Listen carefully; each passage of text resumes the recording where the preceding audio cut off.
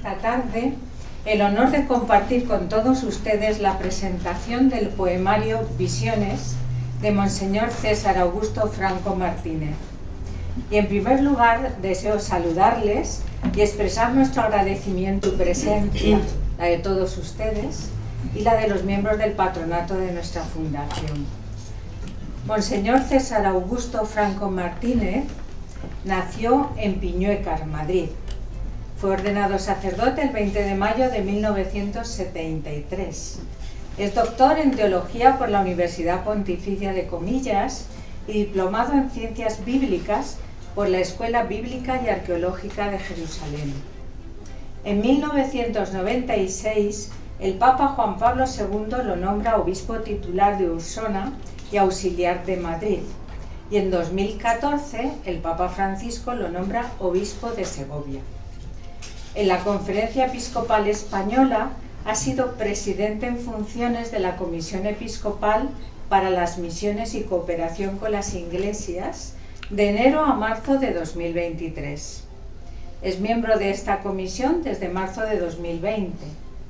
Ha sido también presidente de la Comisión Episcopal de Enseñanza y Catequesis desde 2014 a 2020 y miembro de las comisiones episcopales de liturgia, de enseñanza y catequesis, de apostolado seglar y de relaciones interconfesionales.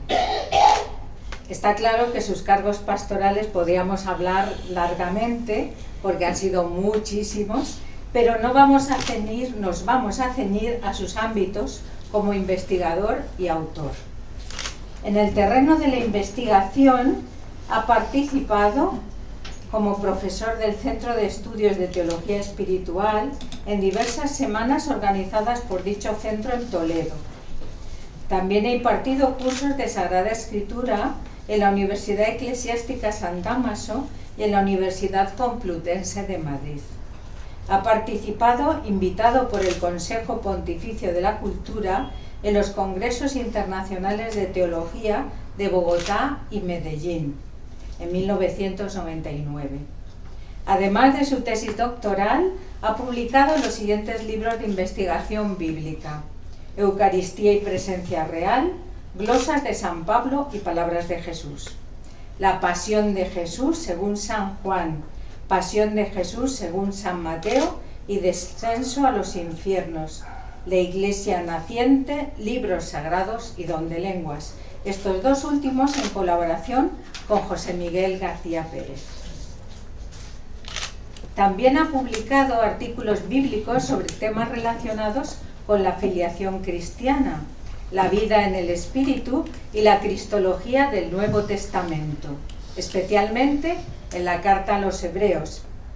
En 2010 publicó con carácter divulgativo Cristo nuestro amigo, traducido al italiano, que bajo la forma de un diálogo entre un obispo y un joven presenta la vida cristiana como un camino de amistad con Cristo. Sabemos que tenía alma de poeta desde edad muy temprana y de su amor por la literatura.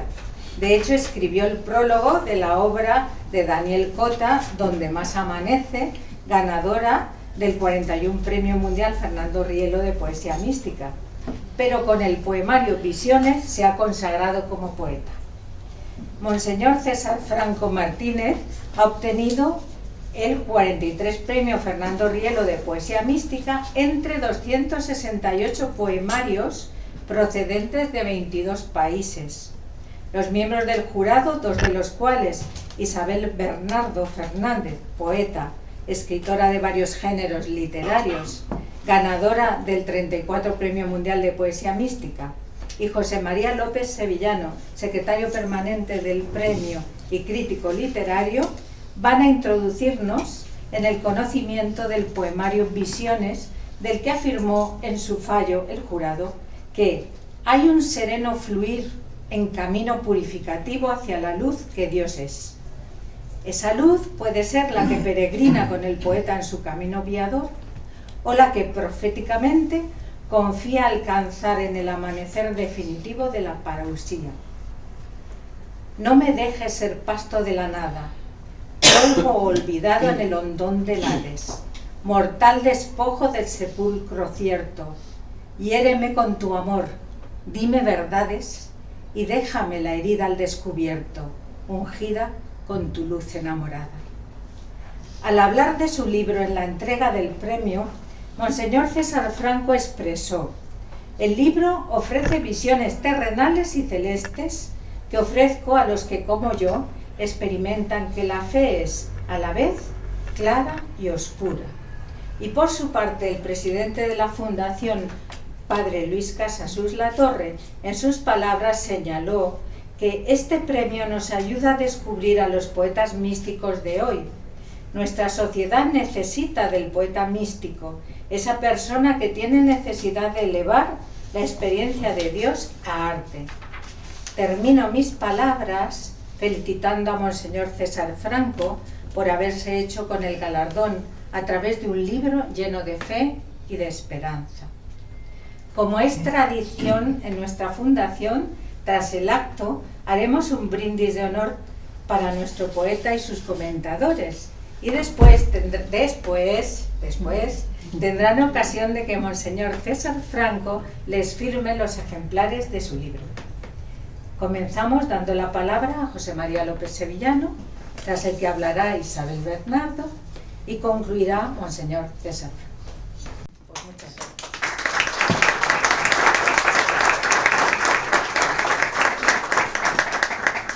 Buenas tardes. Bueno, mi saludo a todos los presentes, ¿no? Y de un modo especial a don César, porque es el protagonista en esta presentación que hacemos de su libro. Y lo primero que se me ocurre es decir que don César, con este libro, no se sale como buen poeta cristiano y místico del Evangelio. No se sale del Evangelio. Claro está que un auténtico poeta no debe considerarse a sí mismo como poeta místico. Lo tienen que decir los demás.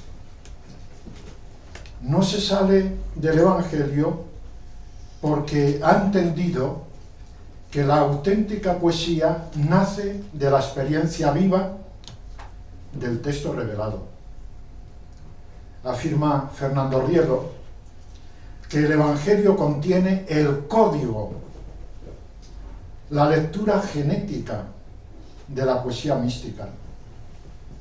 La plenitud del amor divino, encarnado en Cristo, se expresa por medio de las más diversas formas literarias hasta hoy insuperables.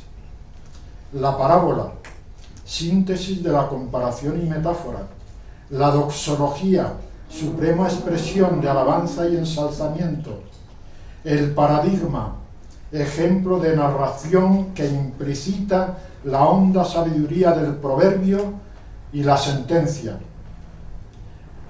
la paránesis, discurso exhortativo, de enseñanza plena, el himno, la súplica, la acción de gracias, la aclamación, la metáfora, la alegoría. Puedo afirmar que en la palabra de Cristo se encuentra la semilla de todas las formas literarias posibles. Mi sentencia, decía Fernando Rielo, para la teología actual y en general para la cultura católica y ecuménica es grave. Falta poesía al teólogo, al hermeneuta, al moralista, al creyente. Esto lo decía en el 16 Premio Mundial de Poesía Mística en el 12 de diciembre de 1996 en Bolonia, que es donde hicimos la conmemoración del premio ese año. Está aquí quien ganó el premio también de ese año, Miguel de Santiago. Si falta poesía es porque nos hemos olvidado del auténtico maestro de la poesía, que es el mismo Cristo. Como así nos enseña también Fernando Rielo. Quédanos invocar al más grande poeta, dice. Cristo eleva por medio del amor la tragedia a la más alta lírica tallada en puro verbo. Verbo de oro encarnado y sangre redentora. Me uno con él, con Cristo, al hombre, humanidad sangrante, al profetismo árabe, porque Cristo es profeta, a la raza judía, porque Él es de su raza, a toda la religión, porque Él es el ungido, al ateo y al agnóstico, porque Cristo es su hermano. Hora esta en que el poeta debe hacerse pregón de una mística paz que sólo engendre paz, que sólo engendre amor, amor y su hermosura, aunque haya oscura tiniebla. Fernando Rielo afirmaba que la poesía es la clave en el vivir y actuar del cristiano. Esto no significa que el cristiano tiene que ser poeta. Gustavo Adolfo Bécquer sentenciaba: podrá no haber poetas, pero siempre habrá poesía. La poesía es visión bien formada de lo que sucede en nuestra intimidad constitutiva en contacto con el absoluto. Cristo, en este sentido, es el mejor exponente de la auténtica poesía. Mostraba Fernando Rielo que Dios es poesía porque es el trino de un éxtasis absoluto constituido por tres personas divinas que entre sí se extasían. El hombre es poesía porque es trino de un éxtasis que, no encontrando hábitat en este mundo, se abre al divino éxtasis. El éxtasis nos hace salir de nosotros mismos por contemplación y unión con la verdad, el bien y la belleza. No existe la belleza sin la verdad y el bien, porque la belleza hace la síntesis de estos dos atributos, la verdad y el bien. Acompaña a esta contemplación y unión estática la visión universal y trascendental de una humanidad que en dolor y en amor, en cruz y en gloria, camina hacia su celeste destino. Añádense a esta enamorada marcha la naturaleza y el cosmos, que se ofrecen al ser humano con el fin de ilustrar el sentido más valioso de su unitiva experiencia de amor. Comentábamos en el jurado si el título del libro Visiones de don César era el más conveniente y atractivo, incluso para recomendarle que cambiara el título. Personalmente, soy consciente de que este título es quizás el más apropiado, el mejor inspirado para el libro que presentamos. Nuestro poeta parte de la visión que de Cristo resucitado tiene la Magdalena, que no es una visión simplemente sensorial. Es la visión del amor que viene y se aleja incrementando en el espíritu la presencia divina.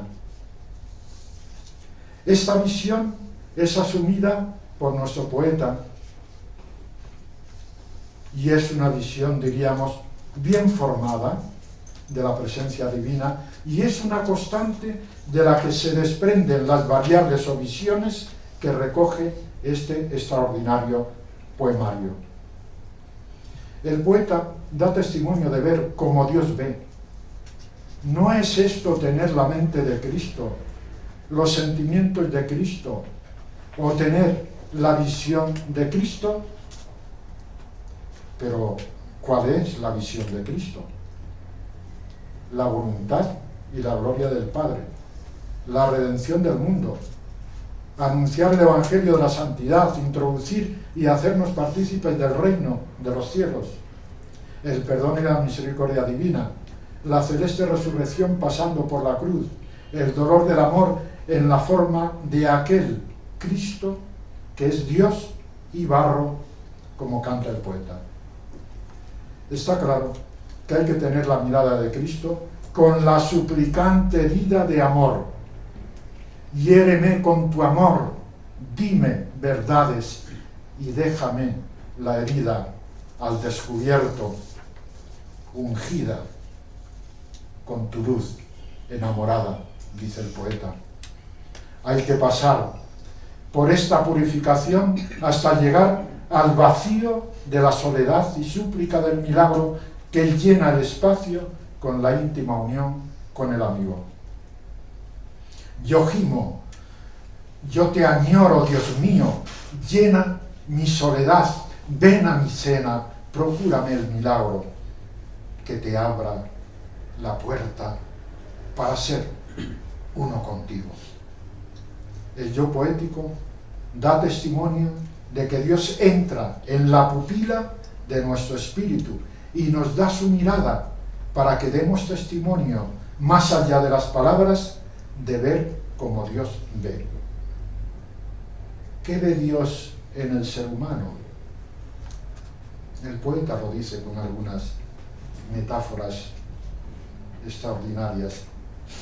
El dolor de cada hombre con su herida, la voz perdida de los pobres, el grito de presencia muda de cualquier joven sufriente y solitario en el que Dios mismo se hace desamparado. Si no sabemos transmitir el dolor del amor, no habríamos comprendido lo que es la esencia de la poesía mística. Muchos poetas han sido capaces de entrever esta verdad. Vicente Aleixandre, en uno de sus poemas, titulado El poeta, esculpe este magistral verso: sí, poeta, el amor y el dolor son tu reino. Este yo poético se siente con el insaciable anhelo de vivir para pronunciar una sola oración: Dios, cuánto te amo. Por eso, Dios es la meta de su viaje. En el poema Nuestra carne describe este viaje con un lenguaje casi apocalíptico que culmina con la resurrección de nuestro cuerpo, revestido con la bendita y luminosa carne de Cristo. Nuestra carne, la carne ungida, en expresión de San Ireneo. Al poeta todo se le transfigura, no repite la realidad ad literam, porque la realidad es más. Y este más es inspirado en los hechos, acontecimientos y sobre todo en las personas. Junto al lago de Galilea está la transfiguración, la visión de las manos divinas de Cristo, bendiciendo apresuradas al ritmo del amor, como a las olas, yendo y viniendo. Pero el poeta, Monseñor César, no queda satisfecho con las visiones. Acude a la visión que por encima de todas da sentido a toda otra visión. Así llega a decir: con tal de verte, viviré sin nada. He aquí que la experiencia mística no se queda en la superficie, va al centro, que son las personas divinas. Es el mismo Cristo que nos revela que la negación de nosotros mismos y el abrazo a la gracia de la cruz son imprescindibles para la unión mística, a la cual a todos convoca. Tengamos en cuenta que en la abnegación y en la cruz, en medio de las purificaciones, Dios obra en escondido. Dios obra en escondido. Por eso el poeta exclama: mientras, sin yo sentirlo, me abrazabas. La gracia de la cruz, que en expresión rieliana tanto amaron los santos, es condición de la experiencia mística. Así nos lo enseña nuestro poeta don César. Hiéreme con tu amor, dime verdades y déjame la herida al descubierto, ungida con tu luz enamorada. La cruz es por tanto vida, resurrección, amor, misericordia, transformación, éxtasis. Hay que pasar por la purificación hasta llegar al vacío de la soledad y la súplica del milagro que llena el vacío con la íntima unión con el amigo. Yo gimo, dice el poeta, yo te añoro, Dios amigo, llena mi soledad, ven a mi casa.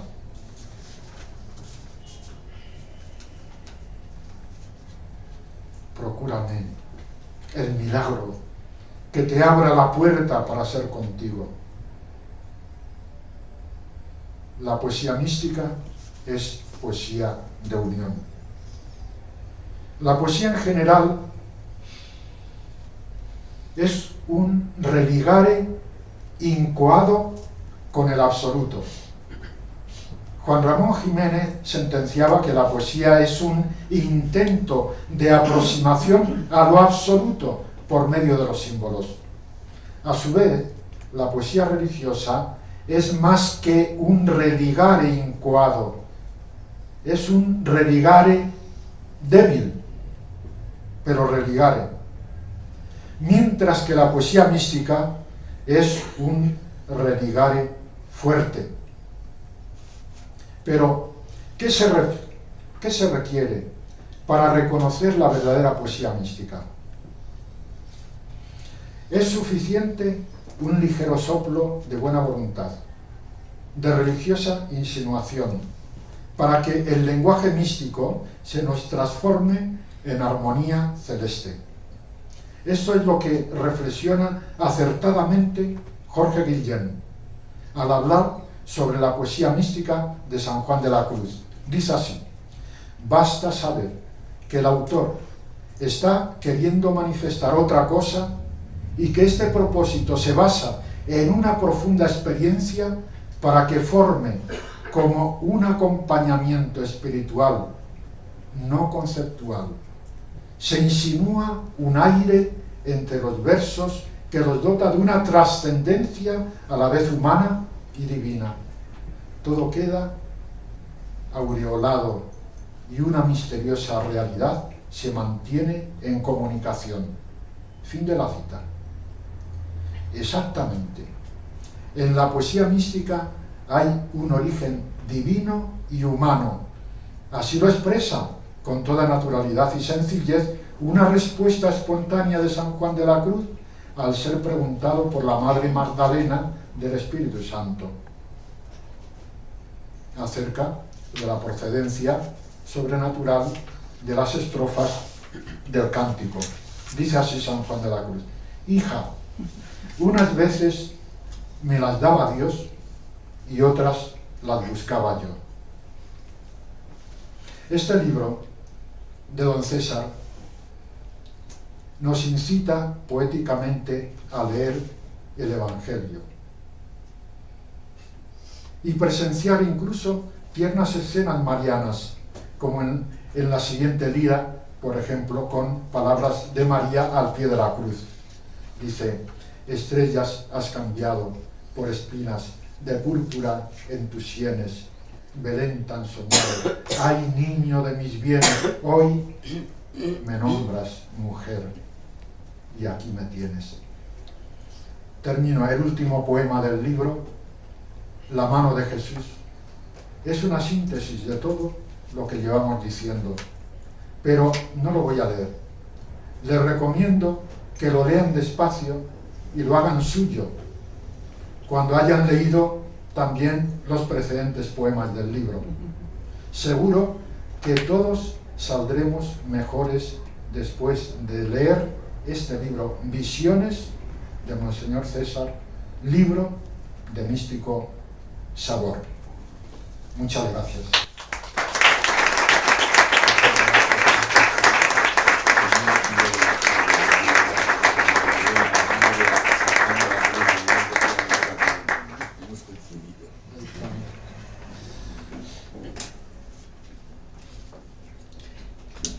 Bien, buenas tardes.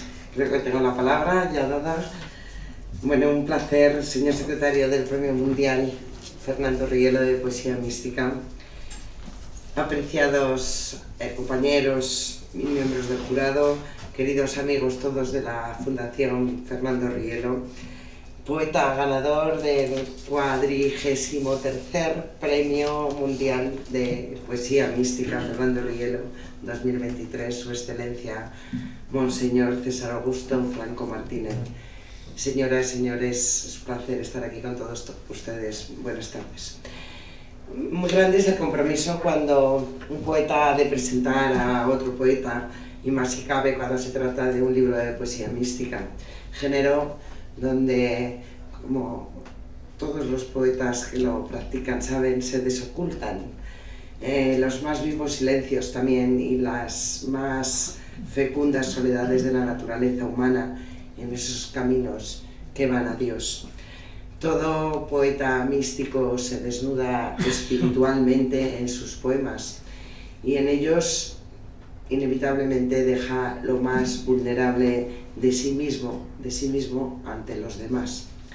Algo que en estos nuevos tiempos en que los principios únicamente parecen estar al servicio de la materialidad y del utilitarismo de las cosas, pues para muchos resulta una rareza esto de escribir poesía mística y para otros una gesta literaria, incluso a mí me han llegado a decir que baldía. Pero afortunadamente hay poetas que practican lo que practicamos y nos decidimos a correr el riesgo emprendiendo ese vuelo terrenal que nos acerque un poquito hacia el vuelo místico para intentar comprender los misterios del mundo y sobre todo traspasar los velos que muchas veces nos alejan de toda luz y de toda esperanza. Yo creo que esto es algo importante a tener en cuenta. Todo esto es lo que vamos a descubrir, o yo he querido descubrir en Visiones de César Augusto Franco. Me voy a referir en todo caso al poeta sin tratamiento para darle mucha más relevancia a lo que es la obra ganadora de este Premio Mundial Fernando Rielo de Poesía Mística 2023 y cuya publicación felizmente hoy presentamos. Gracias, Monseñor, sobre todo por haber querido que yo la acompañara en este acto entrañable. Cuando me llamó Ascensiones Camilla no dudé en aceptar su propuesta, pues es mucho lo que me une a la poesía mística y también mucho lo que me une a esta queridísima casa. Así que espero corresponder como se merecen el poemario, el poeta, los anfitriones y por supuesto todos los invitados. Dicho esto, ya vamos a entrar en las páginas de este bellísimo libro. Yo voy a entrar de otra manera, este libro que nos ha reunido aquí para darlo a conocer. Para comenzar, Visiones, y parafraseando a su prologuista, Daniel Cota Lobato, es un libro donde la luz ensaya, como en las catedrales góticas, muchas maneras de mirar la fe. Personalmente me ha parecido acertadísimo el haber elegido a Daniel Cota Lobato como firmante de la introducción, no solamente porque usted ya le hubiera prologado el libro cuando él ganó el premio Fernando Rielo, creo que fue en el año 2021, sino porque personalmente creo que compartir la experiencia poética con voces que son mucho más jóvenes, como la del profesor Cota, profesor malagueño, es algo profundamente enriquecedor.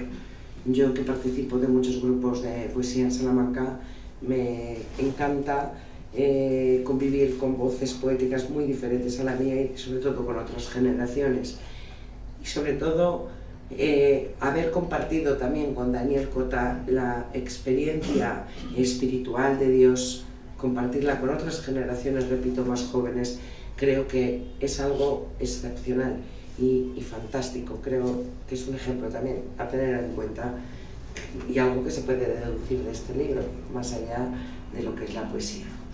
Estamos ante un poemario de un hombre profundamente creyente que recorre la vida de Jesús desde diferentes aspectos y en 7 apartados.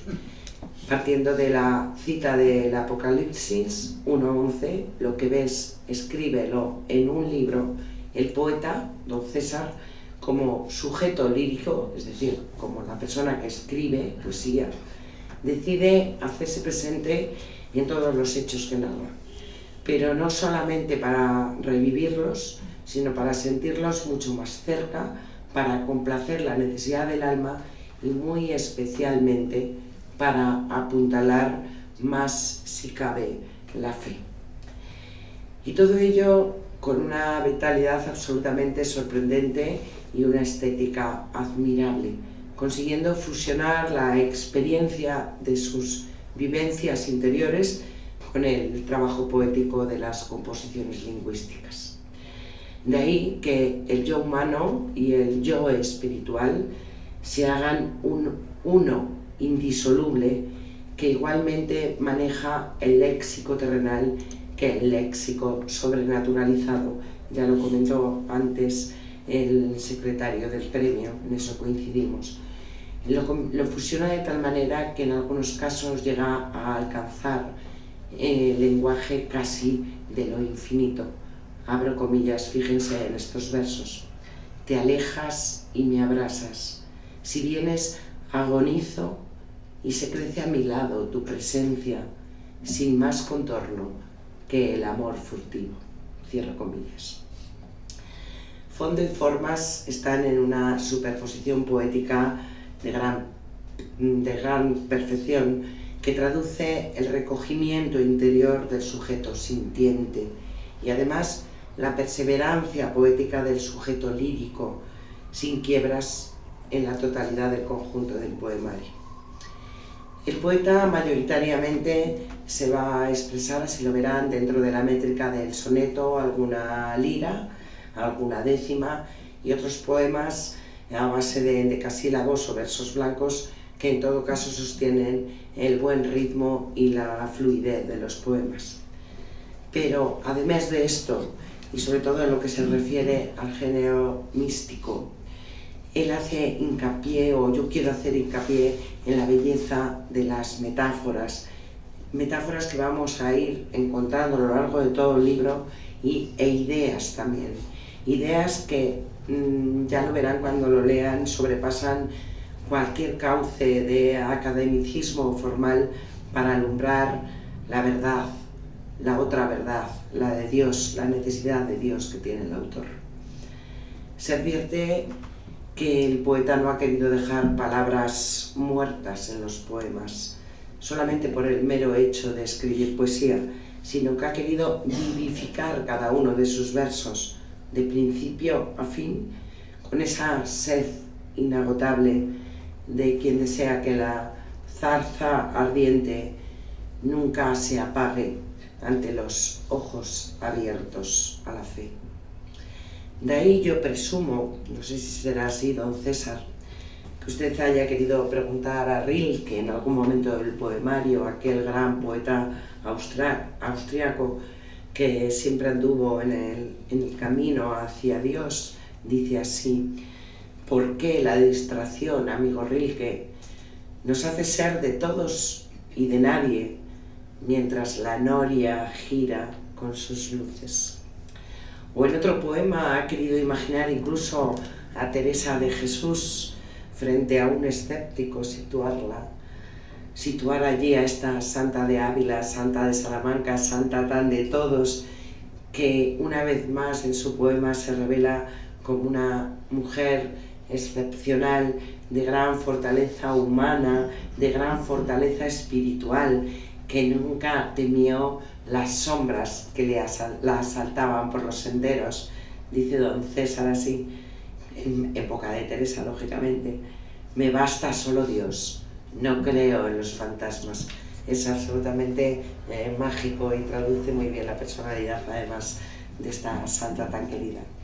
Como les comenté anteriormente, Visiones consta de 7 capítulos o 7 partes, destacando que la voz más humana del poeta, del sujeto lírico, la vamos a encontrar en la primera parte, que es el hombre, o incluso también en las 7ª plegarias. Si les parece, yo no les voy a desvelar el libro, porque lo razonable es que ustedes luego puedan leerlo despacio y como se leen estas cosas, ¿no? Pero yo sí que le voy a dar algunas pinceladas de cada una de estas partes. En la primera parte, que es el hombre, las preguntas nacen cuando el poeta mira hacia su realidad circundante. Como ejemplo, un joven en la puerta de Jaffa de Jerusalén, un joven solo, muy solo de los hombres, bueno, eso está dicho todo.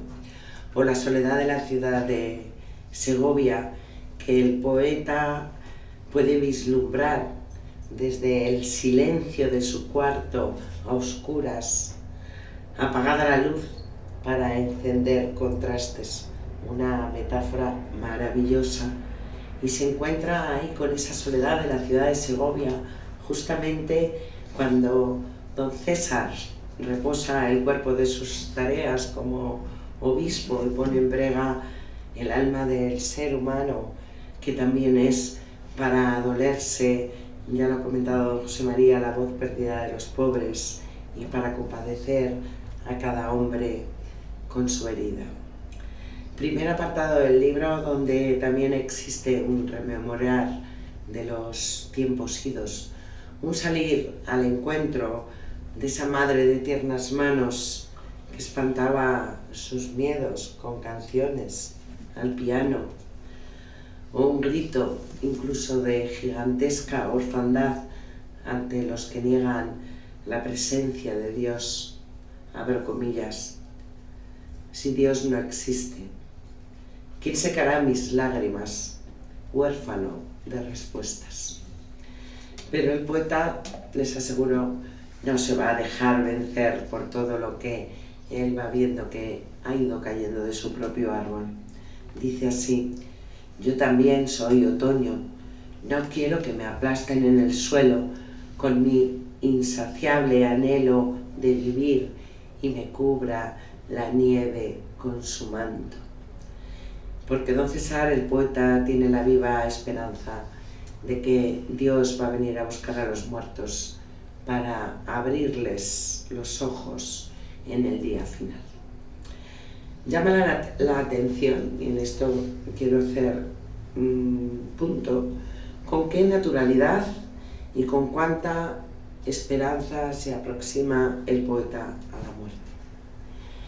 La muerte de Visiones, no se esperen encontrar una muerte muy negra, no es un desenlace muy trágico, no tiene rostro apocalíptico, sino que es una muerte muy viva y muy llena de amor, con la alteridad como principio invulnerable, es decir, el amor para darse al otro, el amor para encontrarse con el otro, el amor más allá de la muerte, para cerrar los ojos con la seguridad de que va a despertarse en la resurrección de Dios. Por eso el poeta alza su voz y escribe: soy yo quien ganaré altiva muerte, ganaré la partida, convencido de hallar en Dios la meta de mi viaje. Absolutamente también conmovedor. Pasamos al segundo apartado, Teofanías, donde el poeta se traslada a algunos lugares sagrados donde Dios se manifestó ante los hombres. Un breve repaso: Monte Sinaí, Getsemaní, el mar de Galilea, el pozo de Jacob, el sepulcro, y él habla de estas revelaciones como sujeto presente, llevando cualquier palabra de sus poemas a ese curso de la historia bíblica con una gran sencillez para materializar y dar visibilidad a los hechos evangélicos. Abro comillas.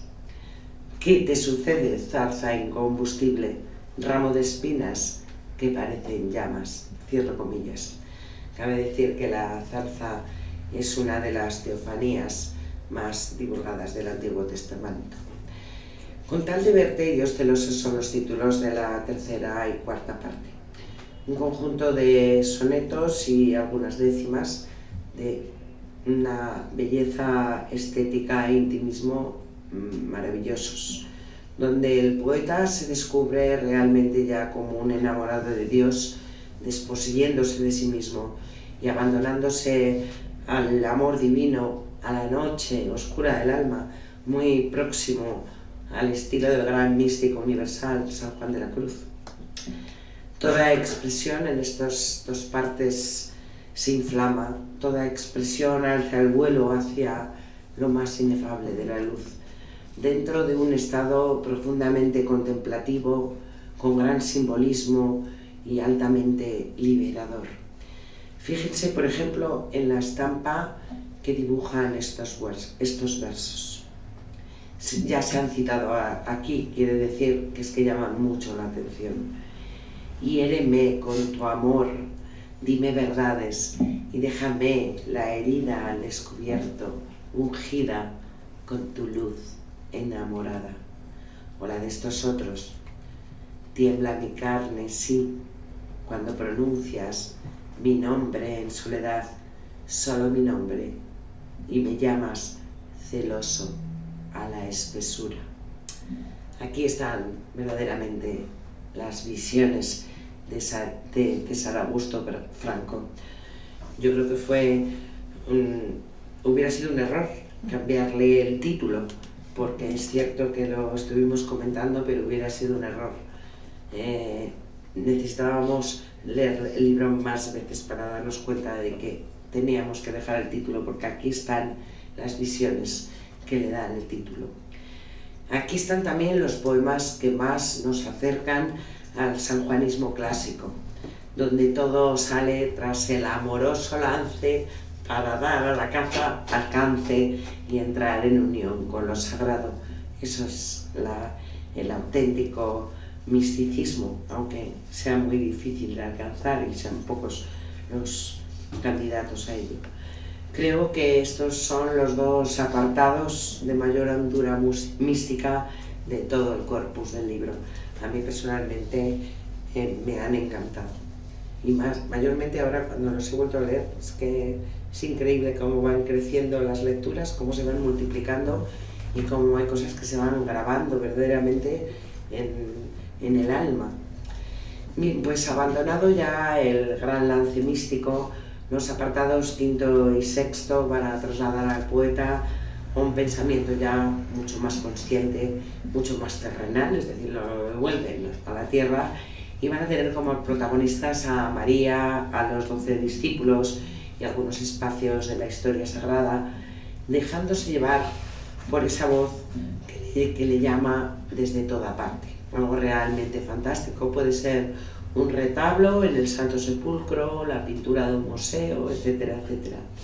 Es así como el poeta vuelve al hombre, vuelve a las reflexiones sencillas, a hacer un ejercicio sincero y honesto consigo mismo, vuelve a un lenguaje que de cuando en cuando además salpica con expresiones que demuestran que es un hombre de este tiempo. Por ejemplo, eso de la vida del hombre hipotecada o la cuenta que cae en bancarrota, aliteraciones muy bonitas desde el punto de vista poético, pero expresiones también muy de la jerga de hoy en día. Por eso digo que es un libro es un hombre de este tiempo. Es el mismo hombre que metafóricamente se arrodilla también, posteriormente va a arrodillarse en la séptima parte, en las plegarias, para no dejar de ver el rostro de Dios ni de extender hacia él sus manos. Voy a leer solamente la primera parte, el primer fragmento de ese poema que hemos dejado en el aire. Dice así: y sin saber el día de atravesar el lago de la muerte, me aferraré a tu mano como Pedro cuando en el mar se hundía por dejar de mirarte. Y por mi parte creo que nada más he de decir. Visiones, obra con la que César Augusto Franco Martínez se presentó al 43º Premio Mundial Fernando Rielo de Poesía Mística y que fue valorada de forma unánime por el jurado como ganadora. Es un poemario para el mundo de hoy y para el mundo de todos los tiempos. Cuando la razón no nos explica las cosas, debemos entregarnos al generoso diálogo con el alma. No todos están llamados a ponerle estética al pensamiento, pero mientras existan poetas de la mística a los que poder leer la espiritualidad del hombre, podemos decir que algo se salvará de las llamas. Así que, Monseñor, estimado poeta, muchísimas felicidades. Gracias de corazón por haberme permitido beber de esta otra metáfora maravillosa, de este agua de júbilos pascuales, tan llena de poesía, tan llena de oración, tan llena de súplica, pero lo más importante, tan llena de esperanza. Muchísimas gracias.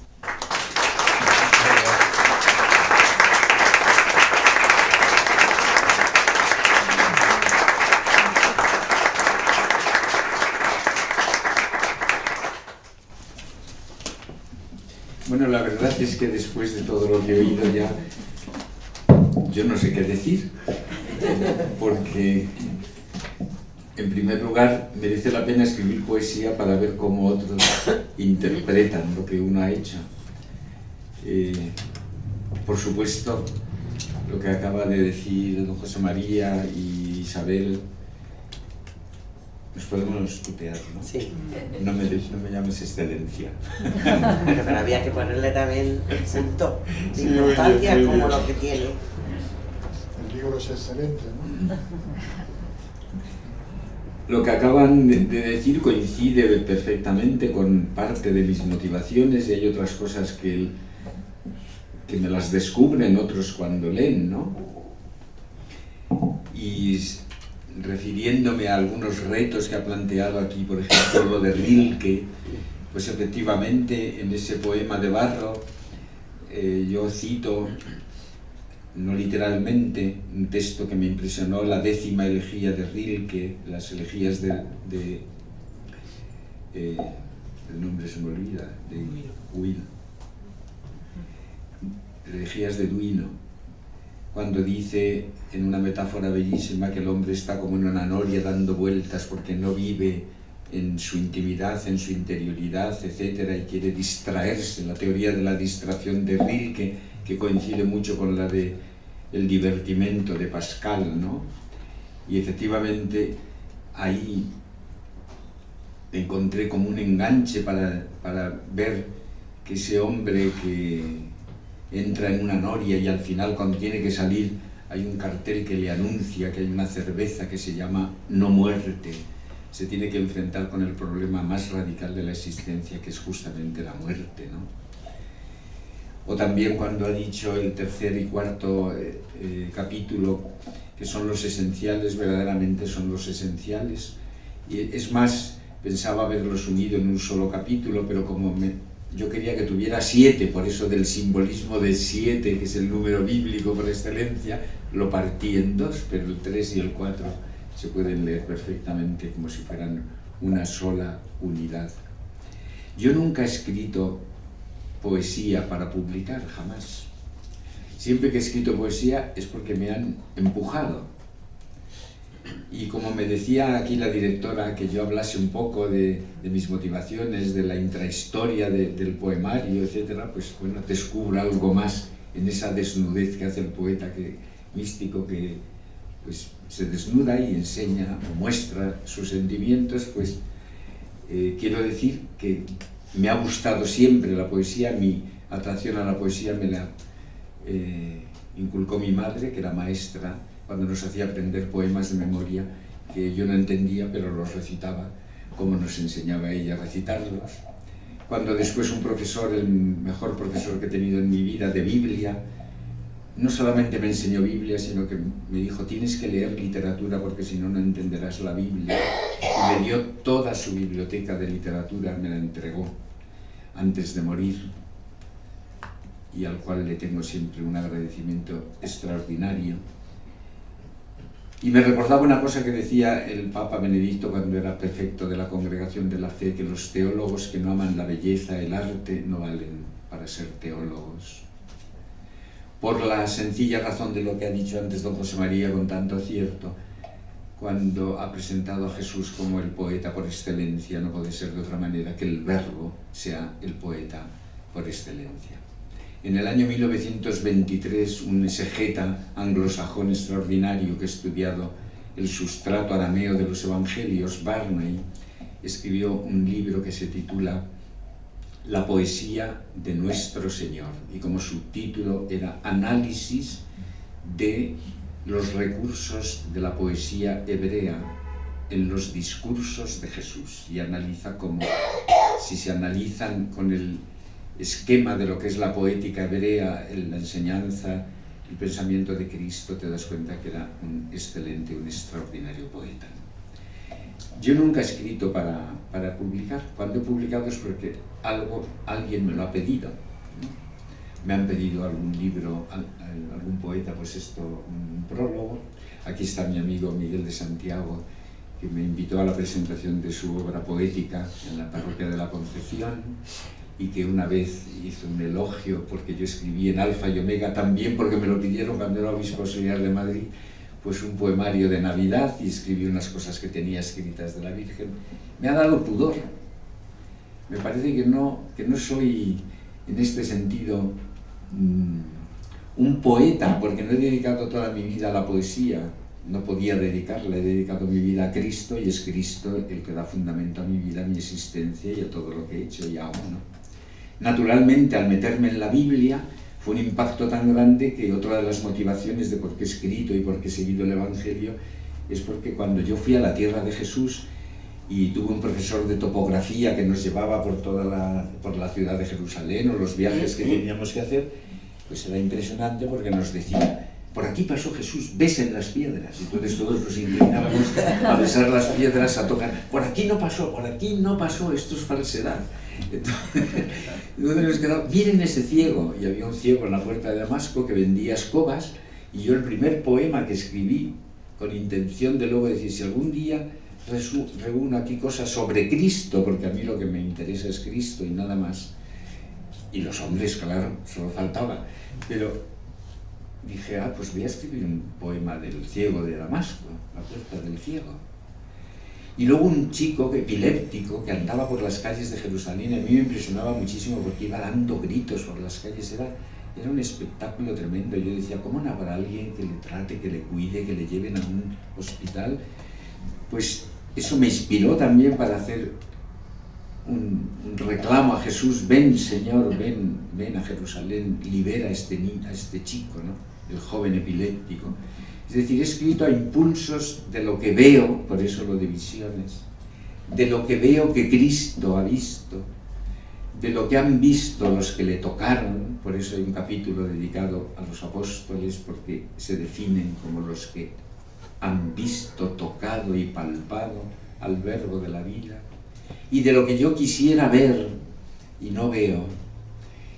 Y como he dicho a algunos amigos con los que he tenido más intimidad, yo he escrito poesía para salir muchas veces, y lo confieso con toda sencillez, de la desolación en mi oración.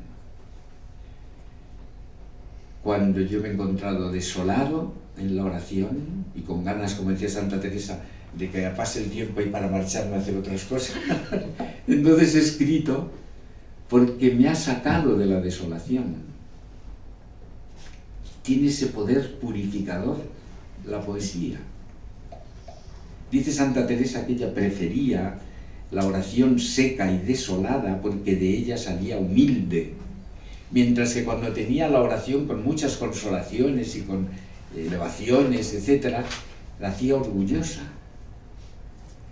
Yo no llegaba a esas cosas, yo no he tenido ninguna visión extraordinaria, no, pero sí he gustado la desolación de la oración. Y decía Santa Teresa de Jesús, perdonen que insista, pero es una maestra indiscutible: para ser hombre o persona de oración hay que aburrirse mucho en la oración, o sea que eso te consuela. Cuando uno reza y ve que se aburre, le consuela porque sabe que podrá salir, ¿no? Vuelvo a lo que estaba diciendo del argumento, porque además de mi madre, además de estos profesores, del impacto que produjo para mí el estudio de la Escritura, de la Biblia, luego me he encontrado providencialmente con poetas. Aquí está Miguel de Santiago, pero con otros poetas, con Carlos Murciano, que me pidió una vez que yo le presentara en una aula poética que se hizo en una semana de teología en la Universidad de San Damaso, y me pidieron que recitara versos y yo los recité y punto, hice de telonero. Después, por una pura casualidad, he conocido a Daniel Cota, porque un día me tocaba decir la misa en la televisión y había publicado él su poemario Alumbramiento en Adonais, y entonces recité unos versos suyos y alguien se lo debió decir: pues el obispo de Segovia te ha citado. Y entonces él me agradeció que lo hubiera citado, y de ahí vino pues una relación. Y este es el culpable de que yo luego me haya atrevido a esto, porque me dijo: pero tú escribes, o usted, primero me llamaba de usted, y luego ya le dije: ¿por qué no nos llamamos de tú? Porque si no, vamos a tener aquí... Y bueno, nos tuteamos. Y entonces me dijo: ¿usted escribe? Y digo: bueno, yo escribo, sí, pero lo guardo, y no escribo, además no puedo dedicarme a escribir, soy obispo, tengo que dedicarme a otras cosas, ¿no?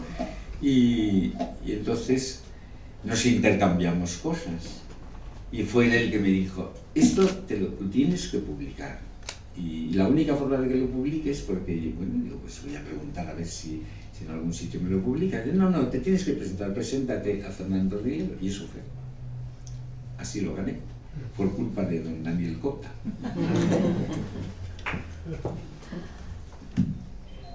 ¿Qué más les quería decir de esta experiencia mía y de lo que significa el reto del encuentro con Dios que expreso de la manera que yo sé en la poesía? Pues me ha ayudado a ver, como lo han dicho muy bien los que me han precedido en el uso de la palabra, a intentar ver el mundo con la mirada de Dios. Por eso un poema clave, y recito, me han dicho que recite 7 poemas, uno de cada parte, pues voy a recitar el de Segovia, perdón, porque da la clave del resto. Yo quisiera ver las cosas como las ve Dios, y sé que no las veo, porque yo me encuentro con mis debilidades, mis fragilidades, y no tengo la mirada de Dios, lo confieso. Ojalá la tuviera siempre y en todo. Por las noches, esto es una confesión que hago, yo antes de dormirme en mi dormitorio, pues tengo una vista espléndida de Segovia, el acueducto y todo, y entonces siempre rezo por mis diocesanos. Entonces, antes de meterme en la cama, rezo por ellos, apago la luz, y entonces me asomo a la ventana y digo: Señor, este es tu pueblo, esta es tu grey que tú me has dado. Y entonces, en esa noche, una noche, después de rezar, lo compuse. Salió así directo y no he tenido que tocar nada. Desde el silencio de mi cuarto a oscuras, apagada la luz para encender contrastes, vislumbro la ciudad, sus pequeñas farolas encendidas sin indicios de gente por las calles, sola en su soledad, apenas una voz, un grito aislado, una línea de luz que atraviesa la escena como larga avenida sin trasiego hacia el final de la mirada. La compasión me invade y el alma se entristece de repente. Me duele cada hombre con su herida, sin historia ni rostro conocido, y siento una plegaria tan breve como intensa, temblorosa como la voz perdida de los pobres, y sin saber decirlo con palabras, se me ha colado Dios en la pupila y me da su mirada. Pues esto es lo que vi la ciudad, que vi mis diocesanos, que vi mi ministerio,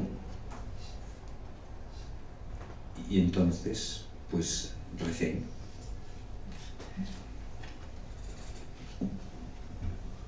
Al hablar de la mística, aparte de todo lo que ha dicho don José María y lo que esta fundación ha recibido de Fernando Rielo, que verdaderamente es mucho y muy hermoso, cuando se habla de mística parece que hay que estar en otro mundo, ¿no? Este es un místico. Decíamos nosotros de uno que no se enteraba de nada en el seminario, y entonces le poníamos el este de místico, ¿no? Al Evangelio de San Juan le llaman el místico porque dicen que no está arraigado en la realidad. Y dice, ¿cómo que no está arraigado San Juan en la realidad?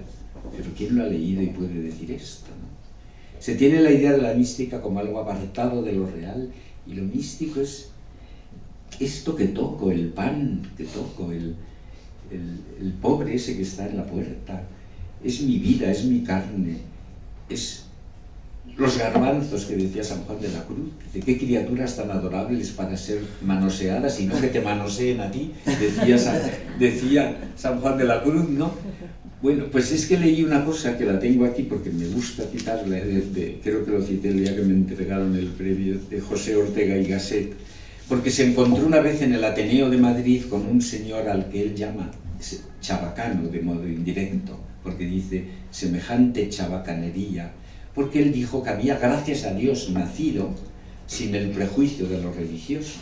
Y entonces Ortega dice así y explica así lo que es la religiosidad y en el fondo lo que es la mística. Dice, a este amigo mío, ateneísta, le faltaba la agudeza de nervios requerida para sentir, al punto que se entra en contacto con las cosas, esa otra vida de segundo plano que ellas tienen, su vida religiosa, su latir divino. Porque es lo cierto que sublimando toda cosa hasta su última determinación, llega un instante en que la ciencia acaba sin acabar la cosa. Este núcleo transcientífico de las cosas es su religiosidad.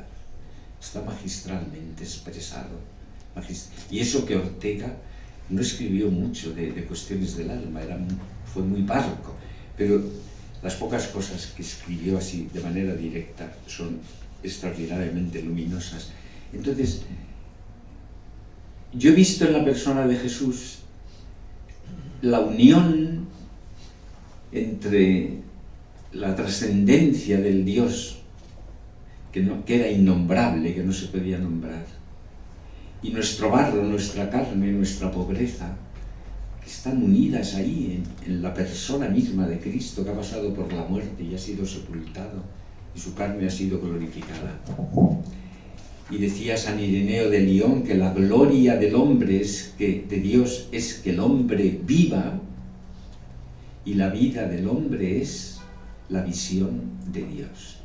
Y ahí se entiende también el título de Visiones, porque veo al pobre de la puerta de Damasco, al ciego que vendía las escobas, a la sirofenicia que va detrás de Jesús, veo a la Magdalena aferrada a la muerte cuando está llorando en la puerta del sepulcro, pero veo y desearía ver más eso que se oculta en el ser humano y que no es ni más ni menos que la huella de Dios. La parte que más me ha costado escribir ha sido la parte de los apóstoles, por una razón muy sencilla, porque me impuse el hacerla toda en sonetos. Hay alguna, los que entiendan bien verán que hay alguna rima simulada, porque no quería forzarme y caer en ningún ripio, y entonces simulé alguna rima. Pero quedó así, ¿no?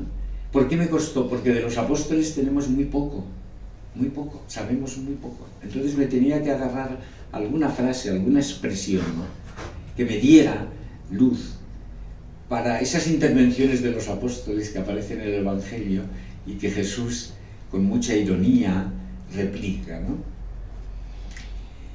Y por eso digo que me costó mucho. Solo había escrito un soneto que lo había guardado, que era el de Tomás, porque me ha impresionado siempre la escena de tocar o no tocar, que queda en suspenso si tocó o no, no lo dice el Evangelio, y San Agustín lo recalca.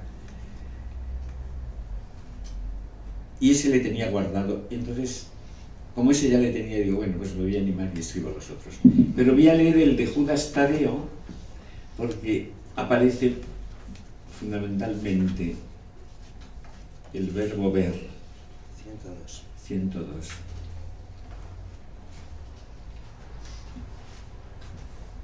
De él tenemos una frase en el Evangelio de Juan que cuando está Jesús hablando de cosas trascendentes, suelta Judas Tadeo: ¿qué ha sucedido para que te reveles a nosotros?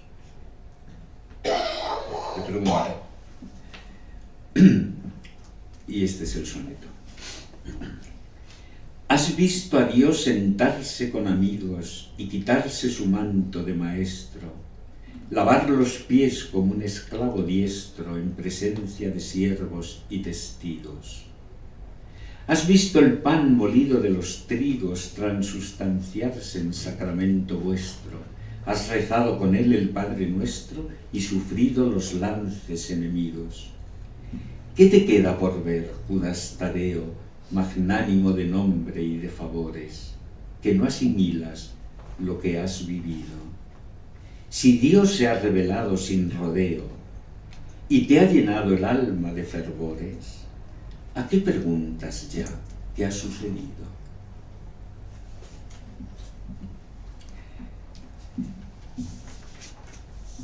Los otros poemas que tengo aquí apuntados para... Voy a leer El Pozo de Jacob, en la página 47, dedico a María Magdalena, dedico un soneto, pero voy a leer el del Pozo de Jacob, puesto que se ha hecho una alusión a él, que está en la página 47, que es en verso blanco. Yo tuve que preparar, cuando era alumno de Jerusalén, nos mandaban preparar cuando visitábamos sitios arqueológicos la presentación del sitio, y a mí me tocó el del Pozo, que está en Samaria, y que hay muy poco, está el Pozo y poco más, y está la ciudad de Sicar. Ahora está eso dentro de la actual ciudad, pero antes estaba lejos, ¿no? Es un pasaje extraordinario de todo lo que dice sin decirlo.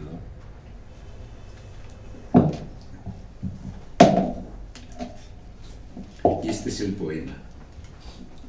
No sabe la mujer que tú eres agua y cántaro y un pozo en el desierto, donde sentarse al sol abrasador del mediodía, como tú, tan cansado del camino y sediento de amores. El pozo es el lugar de los cortejos, de Séfora y Moisés, de Jacob y Raquel, de Isaac y Rebeca. Tú eres más que el patriarca, el don de Dios y fuente de agua viva. Así cantó Israel, que brote el pozo, y el agua borbolló hasta el brocal, aleluya de júbilos pascuales. Y llegas tú cansado del camino para decir tan solo, dame de beber. Mas la mujer, rendida y sin marido, ajado ya su amor con 6 varones, descubre que tú eres el esposo, el séptimo esperado, que saciará su sed de amor divino. El pozo quedó atrás, el cántaro olvidado, y el agua borbotea en la mujer que corre hacia Sicar para dar de beber a sus vecinos.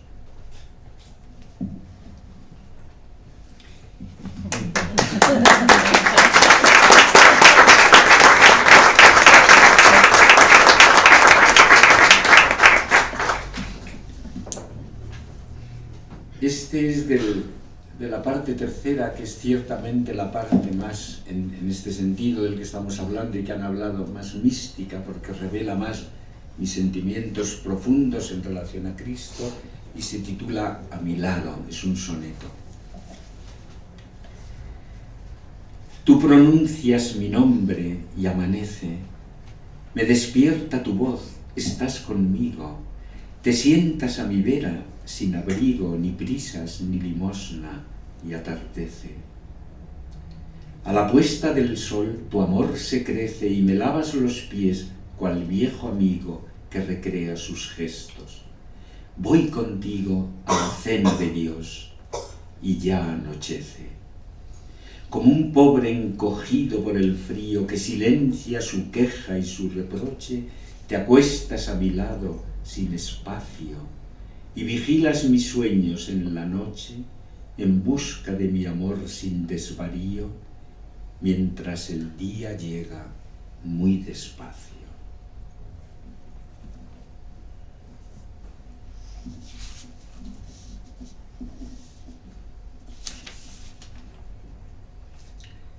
También en este contexto de lo que es la experiencia mística, el primer soneto que abre el capítulo titulado Dios celoso, que el hecho de que Dios tenga celos del hombre es increíble que Dios tenga celos de mí, de mi amor, y que Dios se abaje como se abaja en el profeta Oseas para decir: te he desposado conmigo en fidelidad, etc. Es un tema clave de la Escritura, y yo he tenido que reflexionar sobre este tema, pero este nace más de una idea que dice Isaías: soy un hombre de labios impuros que habita en un pueblo impuro, como reconociendo su indignidad hacia la gran misión que le pide el Señor que realice. Por eso se llama purificación, y tiene un pasaje de Hebreos que dice: Dios reprende a quien ama. Se ha citado aquí en algunos versos, pero lo quiero citar entero. Puedes hacer, mi Dios, lo que te plazca con este cuerpo que me grita impuro, herir, romper, quemar, mas de seguro volveré a las andanzas.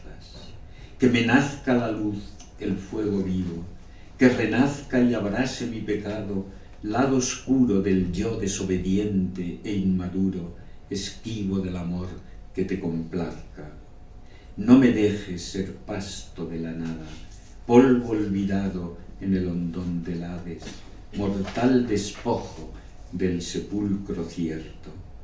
Hiéreme con tu amor, dime verdades, y déjame la herida al descubierto, ungida con tu luz enamorada.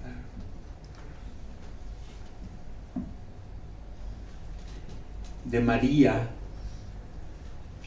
la parte, porque he dado un lugar especial a María, porque en el Apocalipsis se habla de la visión de la mujer, y por eso aquí lo que hago yo en el poema es mirarla, verla. Y he dudado de si leer uno en verso libre o si leer el de María al pie de la cruz, pero voy a leer el del verso libre, que me lo sugirió una frase que tiene mucha densidad, aunque parece que es una cosa que dice el escritor así de pasada, ¿no? El ángel la dejó, y de repente sola, virgen desangelada, sin más rumor del cielo que aquel sí tembloroso de tus labios, ascendido hacia Dios con tus firmes palabras, hilvanadas con luz, belleza inmaculada. No volverá Gabriel con más saludos, ni alterará el sosiego de tu sangre sobre cómo será. Tu carne lleva el sello de la alianza, y Dios tiene el secreto de tu fiat, virginal, obediente. Tan solo tu pobreza te defiende del miedo, No necesitas alas de arcángeles aliados que aleteen, virgen sola, sostenida en la fe. En el silente umbral de la palabra descendida a tu entraña, sabes que ya eres madre, virgen desangelada.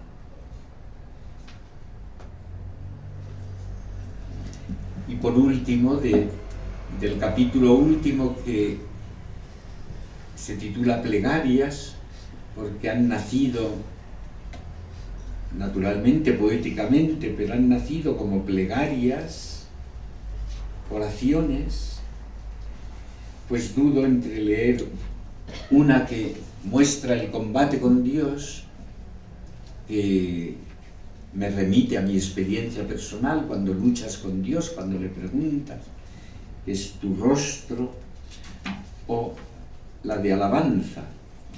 Pero como es el final, me quedo con esta de la alabanza.